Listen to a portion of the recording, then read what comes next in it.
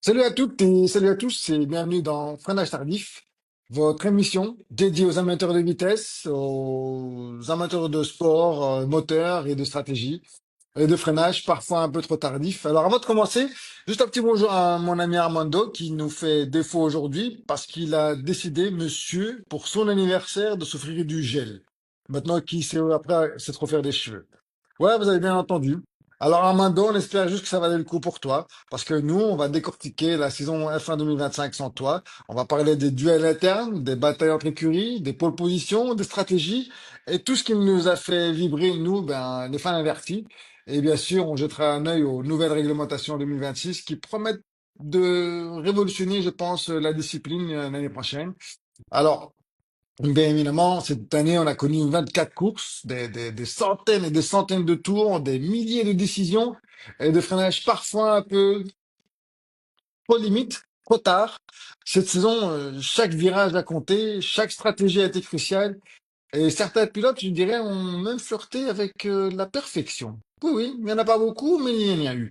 Alors, on va passer en revue également les batailles serrées, et bien sûr les moments qui nous ont fait vibrer, nous, les fans. Euh, une- Honneur au champion, McLaren. McLaren, euh, la référence de 2025. 833 points en championnat, constructeur, avec Norris à 423 points et Piastri à 410. Seulement un écart de 13 points, les gars. Seulement, les gars, entre eux, rien suffisait pour inverser la hiérarchie. Je crois qu'en qualification, Norris l'emporte face à Piastri, mais de peu, euh, parce que chaque centième de seconde, et chaque freinage pouvait tout changer. Certes, McLaren a dominé la saison 2025. Oui, ils avaient la meilleure voiture. Oui. Le duo de pilote le plus performant? Bien sûr. Le kit constructeur en poche? Ils l'ont eu. Et pourtant, un immense sentiment d'inachevé pour ma part. Euh, Parce que certes, ça a été une domination technique indiscutable. Sur ce plan-là, McLaren a fait un travail exceptionnel avec un aérodynamique stable, une excellente gestion des pneus, une traction remarquable en sortie de virage et surtout une voiture performante quasiment sur tous les types de circuits.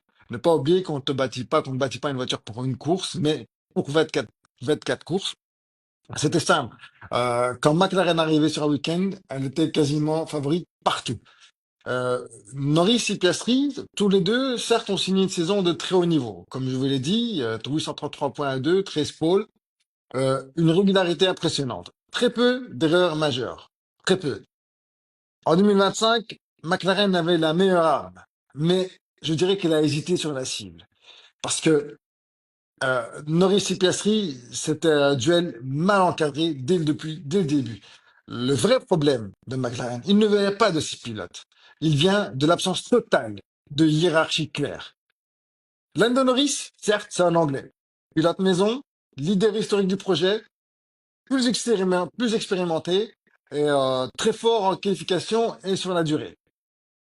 Piastri, plus jeune, ultra froid, chirurgical en course et redoutable en duel roue contre roue. McLaren n'avait pas prévu. Deux profils excellents, mais deux profils qui avaient surtout besoin d'un cadre clair. Et là-dessus, la faute, elle incombe à Zach Brown, qui a voulu jouer la carte de «Ouais, non, ils vont se battre proprement». Et oh, c'est bon. La F1, c'est pas un séminaire RH. Quand t'as deux pilotes qui jouent le titre, soit tu tranches, soit tu perds le contrôle. Et s'il y a des consignes trop tardives, voire quasi inexistantes, alors là, toute la saison, eh bien, McLaren, elle a repoussé le moment de décider. C'est-à-dire, ce qui concerne les stratégies inversées, les undercuts qui se neutralisent, les points laissés sur la table, et surtout les tensions visibles entre les pilotes. Certaines courses auraient dû être verrouillées, mais comment dire, elles ont été transformées en bras de fer interne. Le championnat pilote, je le rappelle, s'est joué à 13 points. 13. C'est moins. C'est moins qu'une consigne claire donnée au bon moment. Alors, McLaren n'a pas gagné le titre pilote pour moi, ni le titre constructeur, mais elle a juste emprunté. Et elle le doit à Zach Brown. Zach Brown, leader marketing, manager sportif discutable. Pour moi, ça l'est. C'est un excellent patron d'image. Il a redonné une identité forte à McLaren. Il a attiré des sponsors et il a stabilisé l'équipe. Mais en 2025, son rôle de leader sportif a montré toutes ses limites. Euh, les F1 modernes aujourd'hui ne pardonnent pas la décision. Red Bull tranche, Mercedes tranche, Ferrari tranche. Mal, mais il tranche quand même. McLaren, elle a voulu rester fair play. Alors, au résultat, qu'est-ce qu'on a eu? Une gestion émotionnelle au lieu d'une gestion sportive. En F1, être gentil ne fait pas gagner des titres pilotes. On l'a vu par le passé. Une pression mal gérée sur Norris qui l'a payé. Il a payé cher ce flou managérial. Et c'est pas de sa faute. À plusieurs reprises, il s'est retrouvé dans une situation où il devait attaquer son propre équipier ou défendre euh, sans soutien stratégique clair. Et ce genre de situation, il l'use mentalement. Et en F1, quand le mental vacille, eh bien, les centièmes, ils disparaissent. Norris n'a pas craqué. Il n'a pas craqué, mais il a porté un poids qui n'aurait jamais dû être le sien. Et ça incombe à l'écurie McLaren. Piastri, il a été le bénéficiaire de tout ce chaos. Lui, il a parfaitement joué son jeu. Il a été froid, calculateur, mais surtout opportuniste. Il n'a jamais forcé la hiérarchie. Je pense qu'il l'aurait dû. Mais il a quand même profité de chaque hésitation. Parce que chaque flou est devenu une réelle opportunité. Alors, conclusion, je dirais quoi pour McLaren? Que quand le management, il hésite, eh bien, le plus froid, il gagne toujours. Et on en retiendra ça chez McLaren, c'est son paradoxe 2025. La meilleure voiture, certes. Les meilleurs pilotes, ok. Le meilleur total de points, mais pour moi, une sensation persistante d'avoir mal exploité son potentiel maximum. Et le titre constructeur, pour moi, il ne masque pas tout. Dans le paddock, tout le monde le sait. McLaren a fait un doublé historique, certes. Mais en 2025, restera juste comme une saison référence, mais aussi comme un avertissement.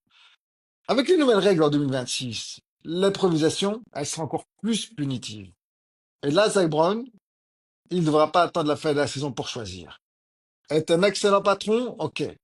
Ou devenir un vrai patron d'équipe ou de course. Et on le dit chez Freinage Tardif, en F1, freiner tard, c'est risqué. Mais hésiter longtemps, alors là, les mecs, c'est fatal. C'est fatal. Voilà ce qu'on pouvait dire pour moi en ce qui concerne McLaren, qu'on peut tout de même féliciter devant un Max Verstappen. Qu'est-ce que je peux dire moi sur lui? 421 points. Et le reste, bah, c'est pour ses coéquipiers, quoi. Moi, je dis Tsunoda et Lawson, c'est des spectateurs VIP. Ils viennent, ils ont les meilleures places pour assister au Grand Prix. C'est tout. Oui, pour Max, un duel interne quasi inexistant. Le samedi, Max, il règle tout et les autres, ils essaient juste de suivre le rythme. Entre écuries, Red Bull a bataillé contre McLaren. Et Mercedes dans des courses palpitantes, mais avec des freinages tardifs et des déplacements qui lui ont coupé le souffle. Chez Red Bull, la stratégie, le samedi, Max il règle l'alarme. Et les autres, ils cherchent encore le bouton. Vous savez, le bouton pour éteindre, snooze, là. Ben, voilà ce qui se passe chez Mercedes, pas chez Red Bull pour un moment. Quant à Mercedes, euh, l'expérience contre la jeunesse. Mercedes totalise 469 points. Russell, 319. Antonelli, 150. En interne, je crois que Russell l'emporte en qualification, l'expérience contre la jeunesse, la précision contre l'apprentissage. En pôle, 2. Tout pour Russell. Antonelli, il est là. Il apprend, il observe, il prépare l'avenir. Et les batailles serrées avec Red Bull et McLaren seront sans doute pour l'année prochaine. Parce que c'est une masterclass qu'ils ont démontré dans le passé, mais cette année, ils ont eu du mal. Ils ont eu du mal à apprendre à freiner. Et surtout, Russell a dû survivre à son équipier. Ça a été très très dur pour Wolf aussi de l'admettre, mais c'est la vérité. Quant à Ferrari, le fait là est allé à la frustration d'Hamilton, comme je l'appelle. Ferrari qui termine à 398 points. Leclerc 242, 156 pour Hamilton. Euh, cette année, Leclerc, il était chirurgical et précis. Hamilton, poétique, mais frustré. Il arrive chez Ferrari pour jouer les premiers rôles et il se retrouve derrière. Chaque centième compte. Chaque virage raté est une piqûre de rappel pour Hamilton. Une seule pole pour Leclerc tout de même au cours de la saison. Hamilton a été proche, mais dévancé à plusieurs reprises. Ferrari, cette saison, comment dire, elles ont alterné entre éclairs de vitesse et moments de gêne. Réellement, moments de gêne. Il y a des moments où j'étais gêné. Voir Hamilton se batailler pour montrer que son talent il reste intact. La constance de Leclerc et la caprice de la voiture, ils ont transformé cette saison en un vrai casse-tête. Euh, Ça a été dur aussi pour Vasseur, qui a dû supporter tout ce poids-là, en fait, de ne pas pouvoir répondre aux attentes de Tifosi qui attendaient ça et qui attendent encore depuis longtemps. Euh, je crois qu'on ne peut pas tout accomber à Vasseur, mais au-dessus de lui et aux ingénieurs qui sortent.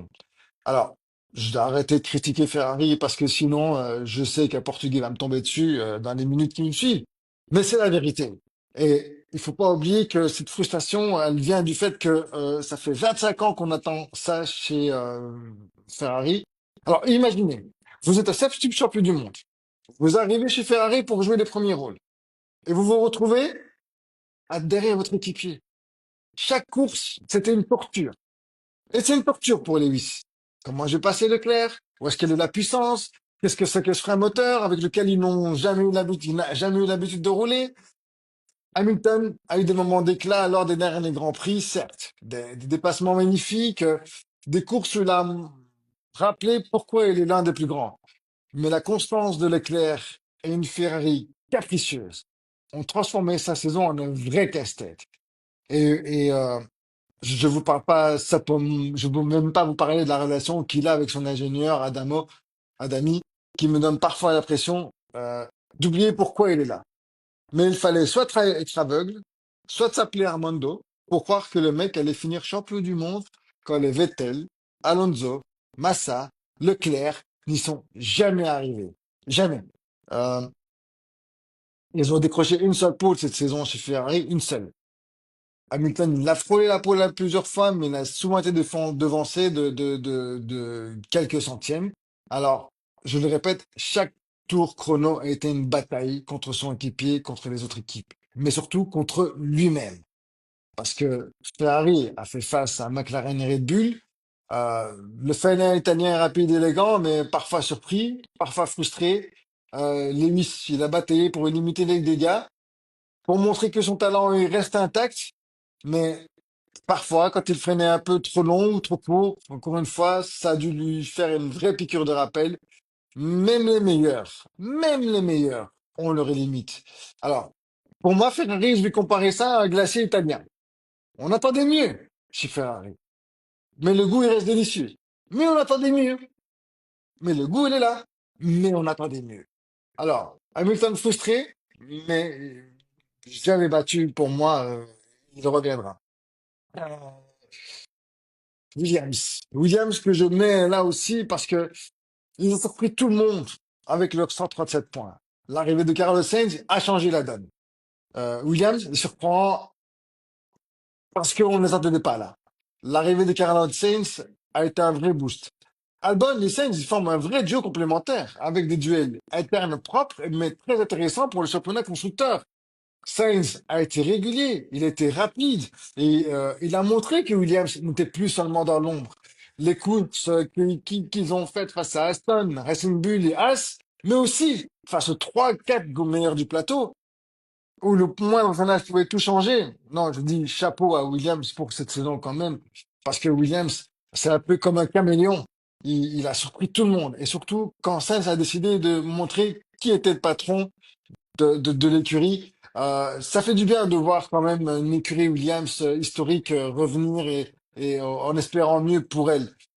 Parce que contrairement aux autres équipes du plateau qui sont Aston Martin, Racing Bulls, As, Sauber, Alpine, catastrophique avec 22 points.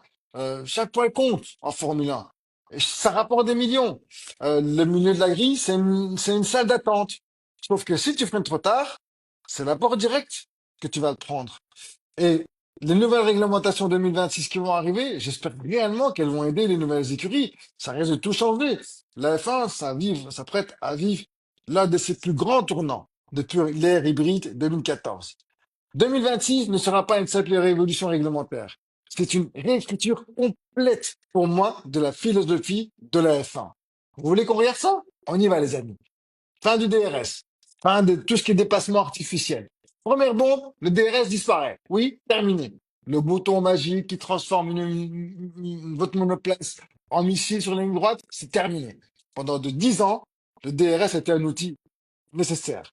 Mais parfois frustrant aussi. Parce que là, cette année, on aura des dépassements, ça a été des dépassements parfois trop faciles, parfois sans vraie bataille. Il faut l'admettre. En 2026, la F1 dit, si tu veux dépasser, tu vas devoir le mériter. Donc, fini le DRS Uber Eats, pour moi, c'est terminé. Cuisine ton dépassement toi-même. Et l'aérodynamique active. La voiture devient, disons, intelligente. À la place du DRS, on va avoir une aérodynamique, pardon, active, qui veut dire on rentre quasiment dans la science-fiction là, mais version paddock. Les monoplaces, désormais, disposeront de deux configurations aérodynamiques principales. J'espère que vous connaissez l'alphabet, au moins jusqu'à la lettre Z, parce qu'il y aura le mode Z, le faible traîné pour les lignes droites, le mode X, qui seront les forts appuis pour les virages. Ça veut dire quoi concrètement? Ça veut dire que la voiture elle change de comportement selon la phase de pilotage. Tu arrives en ligne droite, tu réduis ta traînée. Tu attaques un virage rapide, tu récupères de l'appui. Les conséquences directes, eh bien, moins d'air des voitures capables de se suivre de plus près qu'auparavant, des dépassements préparés sur plusieurs virages. Bref, en 2026, la voiture ne subit plus l'aéro, elle va désormais la négocier. Il y aura le point 3 qui sera le overtake mode et boost mode. Alors, j'espère que vous avez pris des cours d'anglais, parce que le pilote désormais devient stratège. Autre révolution majeure, je vous concède, la gestion de l'énergie. Bienvenue dans l'ère du pilotage stratégique en temps réel. Deux modes clés disparaissent. Le overtake mode, utilisable pour attaquer ou défendre, et qui dépend fortement de la charge de batterie, limité dans le temps avec le boost mode, et bien sûr, la puissance, mais on espère maximale, qui va combiner le moteur thermique plus électrique. C'est idéal pour un tour d'attaque, une relance ou une défense cruciale. Ce n'est plus juste j'appuie et j'attaque. C'est quand, où, combien de temps et contre qui. Et on attend tous cette nouvelle réglementation pour ça. Parce qu'en 2026, freiner tard, c'est bien. Mais freiner tard sans boost, c'est mourir lentement. Donc, on aura cette année surtout des voitures beaucoup plus petites, beaucoup plus légères, plus agressives. Euh, les monoplaces 2026 vont changer physiquement. Et ça, les puristes, je pense qu'ils vont aimer. Parce que désormais, on aura un empattement réduit, une voiture plus courte, plus étroite, jusqu'à 30 kilos de moins. Résultat, des voitures plus vives, qui seront plus nerveuses, plus difficiles sans doute à piloter, sauf si tu t'appelles Max Verstappen, je peux te donner un chariot, ça ira. Il y aura moins d'inertie, plus de précision requise de la part des pilotes. Il y aura un impact sur eux, bien évidemment, que les erreurs seront majeures et le moins de corrections faciles. Ce qui veut dire que là, le talent, il redevient central. C'est ce qu'on attend. En 2026, tu ne pilotes plus un paquebot, tu vas piloter un scalpel. Ce sera aussi une révolution moteur, parce que l'électrique va prendre le pouvoir. Et je pense même, je m'avance pas en vous disant que c'est peut-être le changement le plus important. La répartition moteur passe à 50% thermique, 50% électrique. Aujourd'hui, l'électrique représente environ 20%. En 2026, il va devenir aussi important que le moteur thermique. Les MGUH supprimés, les MGUK beaucoup plus puissants. Une récupération d'énergie doublée et une gestion énergétique qui sera désormais un peu plus complexe. Bon, on a des ingénieurs derrière, rassurez-vous, mais le moteur ne sera plus seulement puissant. Il devra être désormais intelligent, fiable et pratiquement bien exploité. En 2026, gagner ne sera pas une question de chevaux seulement, mais de neurones. Alors, on aura aussi, je l'espère, parce que je suis fervent de ça, un carburant 100% durable. La F1 va totalement changer d'image. C'est un autre point fondamental parce que lorsqu'on passe à un carburant 100% durable, ça veut dire qu'on préconise un peu plus l'écologie que ce n'en était auparavant. On va parler ici de carburant, disons, synthétique zéro émission nette de CO2 qui seront compatibles avec les moteurs thermiques et qui rajouteront un potentiel énorme pour l'industrie automobile. N'oublions pas que la F1 est le laboratoire technologique à ciel ouvert pour les voitures et de monsieur et madame tout le monde. Ce qui est testé sur la piste aujourd'hui sera peut-être dans nos voitures de demain, on l'espère. Euh, En conséquence sportive, pour moi, ce sera un reset total de l'hierarchie. Ces règles 2026, elles vont provoquer un reset complet. Aucune équipe, aucune, à ce jour, n'a une garantie de domination. Ce seront désormais les ingénieurs qui vont reprendre la main et les pilotes complets seront un peu plus avantagés. Les erreurs stratégiques, par contre, elles coûteront beaucoup plus cher parce que les pilotes le savent. Gérer l'énergie, faire une course, anticiper, c'est tout ce qu'on risque de leur demander. En conclusion, je dirais que 2026, ce n'est pas la saison des plus rapides, mais c'est la saison des plus intelligents. Alors, en termes de réglementation, la F1 promet sans doute moins d'artifices, mais plus de pilotage, plus de stratégie et plus de duels réels. Des voitures, certes, plus nerveuses, avec des pilotes plus exposés, mais des courses beaucoup plus imprévisibles. Et nous, les fans avertis, c'est ce qu'on demande, c'est ce qu'on veut. Pas vrai, Armando? Alors, freiner tard ne suffira plus. Il faudra surtout penser vite, décider juste et surtout attaquer au bon moment. Je vous dis, ceux qui espèrent faire leur sieste pour le prochain Grand Prix, non, non, non, ce ne sera pas possible. Alors, on attend tout ça. Dites-moi en commentaire quel duel, quelle bataille ou quelles sont vos attentes pour 2026 qui vous fait le plus vibrer. Likez, abonnez-vous et préparez-vous parce que la F1 n'a jamais été aussi intense. Et je vous promets un autre podcast pour lequel vous me donnerez des nouvelles. Alors d'ici là, je vous souhaite une bonne continuation. Je vous dis à bientôt et rendez-vous très très vite pour un nouveau podcast sur Fanage Tardif en compagnie de mon nouvel ingénieur. À bientôt les amis. Merci à tous. Likez, abonnez-vous sur Instagram, Facebook, Twitter, tout les gars, tout. On se retrouve là-dessus et je vous donne des nouvelles très très vite. À bientôt les gars. Salut, salut à vous.